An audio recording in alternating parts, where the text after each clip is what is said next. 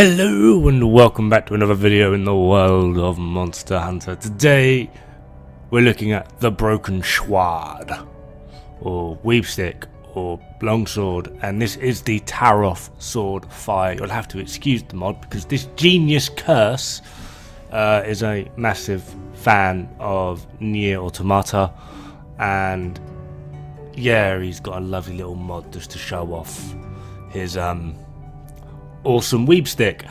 So today I'm going to be going over the build that the lovely Frenchman Curze actually uses on his longsword. It's also a build that I use. It's currently the in-place meta build. It's really hard to beat, so I'm just going to share it with you guys and hope it, helps you out. It is an absolutely broken weapon, and mathematically, in terms of effective raw and sheer output, this is literally the #1 strongest build in the game.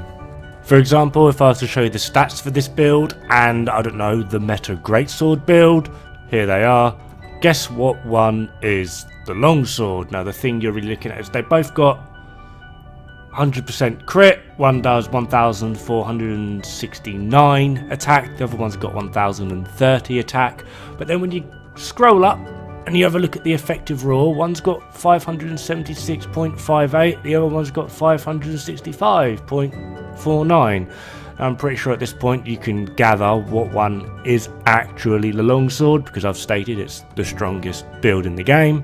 So yeah, here we have the stats for the Taroth sword fire with its current meta build. It is just a tad mental, and I don't think there is a better way to show off this build than having one of the best players I know personally solo an arch-tempered Teostra with it. I mean, I don't really think anyone likes Teostra in any way, shape or form, because he's a bit of a butt bag. So anyway, should we move on to the build? So, in true fashion, here are the skills and equipment for the broken Schward. And I'm doing some fancy editing here. Obviously, Taroth sword fire. You're going to want a health augment and a flawless decoration. The Nergigante alpha helmet, or you could go with beta, but you're going to need 2 attack decorations. Doesn't really matter at this point. But you're going to want an attack decoration in there. For the chest, Draken Alpha with another flawless. For the gloves, Draken Alpha with tenderizer and critical. For the waist, Draken Alpha. This is pattern here, really, isn't there? And this is going to have another flawless decoration in. And then for the boots, shock horror, Draken Alpha with a lovely elementless decoration. And then finally, the exploiter charm. In total, this will give us some serious damage. Non-elemental boost is always lovely, especially on non-elemental raw weapons. Power prolonger is a bit of a side effect, but maximum might for that crit, as long as you've got maximum stamina. And on longsword, doesn't really matter too much. You've only got one ability or skill that consumes the good old stamina. Peak performance, so keep yourself at full health, which is why we got a health augment. Weakness exploit, because we love the crits. Crit boost, because crits need to do more. Attack boost level 5. This is going to be an interesting one due to peak performance. If you are struggling to keep your health up for peak performance, you could remove that one attack decoration and put a medicine jewel in. It's not going to help too much, but it might just make that slight difference just so you can keep that 100% optimal damage all the time. This will drop your effective raw by a grand total of about 2. Critical eye is at level 6. This is basically all coming from the Draken armor. It's honestly, Draken is broken. What Capcom, why? Seriously. And then obviously Elemental Airborne, we don't care about that. But obviously Behemoth's Master's Touch. Oh my god, those juicy crits do not affect your white sharpness. So yeah, it's all in the power. Now obviously this build is pretty much, I don't want to say like a pro player build, but you are operating with flawless, so you're going to want to be able to maximize your output by keeping your health up at all time. The health augment on the weapon will help with that, but as I've always told people a lot of the time when they ask me in like my Discord and in other things that I'm around, what weapon do I always recommend? A lot of people always say longsword is a really good weapon for beginners. Longsword is a good weapon. It's okay for beginners. This is just my opinion, by the way. However, it's a really easy weapon to pick up and learn bits. Longsword, though, is bloody difficult to master. And the reason I say this is because of the foresight slash and the timing you pretty much need with it. So you need to be able to time your dodges, your rolls, your foresight slash, know what the monster is going to do, know when it's going to roar, know the animations and the telegraphs and the triggers, and just understand what that monster is going to do so that you can be as optimal and effective with your longsword gameplay as possible. Just quite simply because if you do take damage, you've now lost peak performance, which is a hefty chunk of your output. And then obviously the way in which most of the gameplay goes, when you sort of get into a rhythm and you're into a flow and you're sort of going for it, and then you take damage and stunned and this and the next thing, and it just throws you off completely. And longsword is a very rhythmical weapon.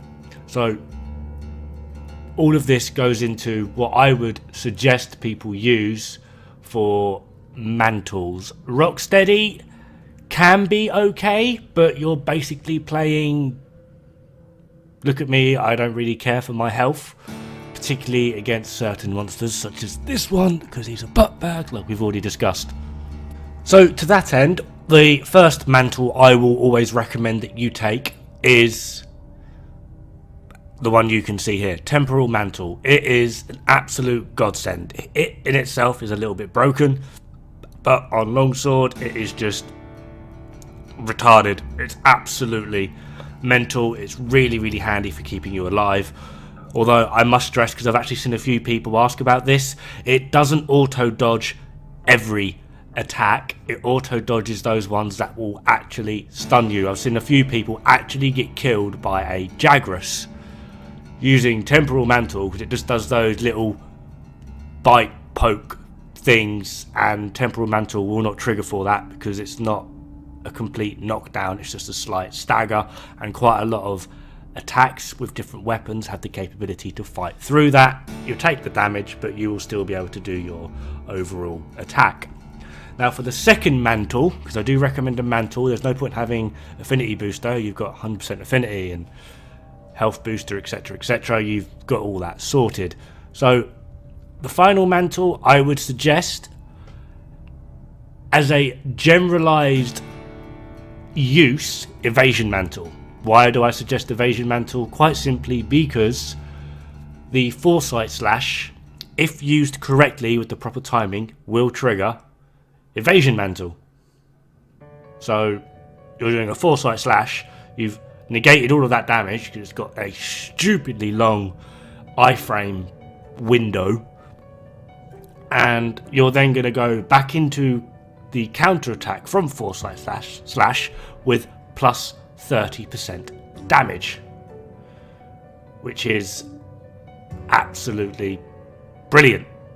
However, on the flip side of that, because you need to manage your health with monsters such as Valhazak, where they're able to do constant damage over time, Lunastra, Teostra, as you can see here, it is possibly more beneficial to go with a mantle, such as in this case, Fireproof Mantle. This will help negate the fire damage over time effect so that you're able to keep up your flawless or peak performance as it is a lot more effectively, reliably, and therefore allowing you to optimize your damage.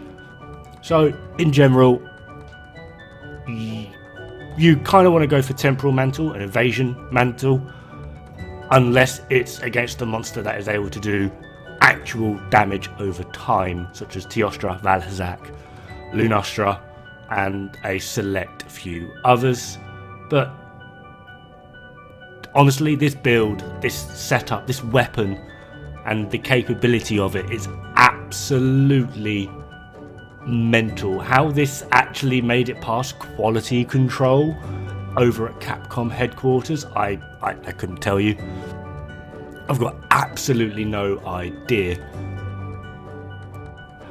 And to be honest, that pretty much wraps up this video. I'm going to let the actual rest of it play just so you can finish watching the lovely Frenchman Curze, the sassy Frenchman Curze. Today he was the sleepy Frenchman Curze because he ate too much. Haha, I'm like making fun of you now. I'm going to leave this to play just so you can watch the rest of this fight. It is a really, really good fight, and I hope to see you guys pretty darn soon. Have fun, good luck, and don't die. It's bad for the health.